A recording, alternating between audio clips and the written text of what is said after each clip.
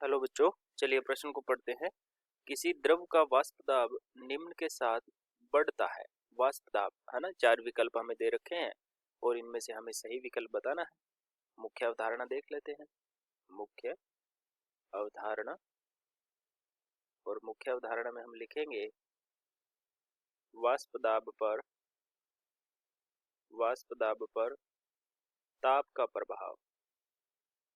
ताप का प्रभाव।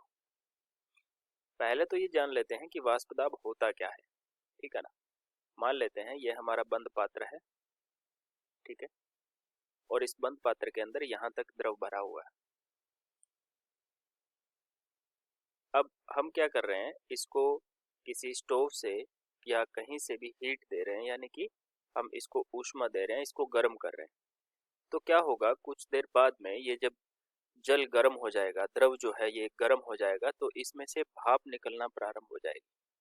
और ऊपर इसके ढक लगा हुआ है ना, बंद पात्र है तो ढक लगा हुआ है। अब ये भाप क्या करेगी, इस द्रव की इस पात्र की सतह से वापस मुड़ के आएगी और इस द्रव की सतह पर दाब लगाएगी, है ना।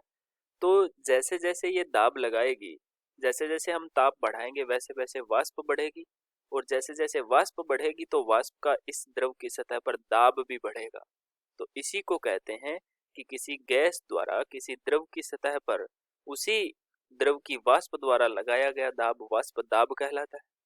अब जैसे जैसे हम ताप बढ़ाएंगे, ताप बढ़ाने से वाष्प दाब बढ़ता है, वाष्प दाब बढ़ता है।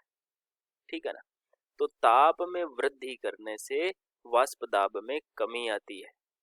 और यही तो हमसे पूछा है कि वाष्प दाब निम्न के साथ बढ़ता है, यानी कि इनमें से किसके साथ में बढ़ता है। क्या ताप में कमी करने से बढ़ता है, या ताप में वृद्धि करने से बढ़ता है, या पृष्ठीय क्षेत्रफल में वृद्धि करने से बढ़ता है, या आयतन में वृद्धि से बढ़ता है। तो ताप में वृद्धि से वाष्प दाब में वृद्धि होती है। यह हमारा सही प्रश्न का सही उत्तर है। आशा करते हैं आपको समझ आया होगा। धन्यवाद।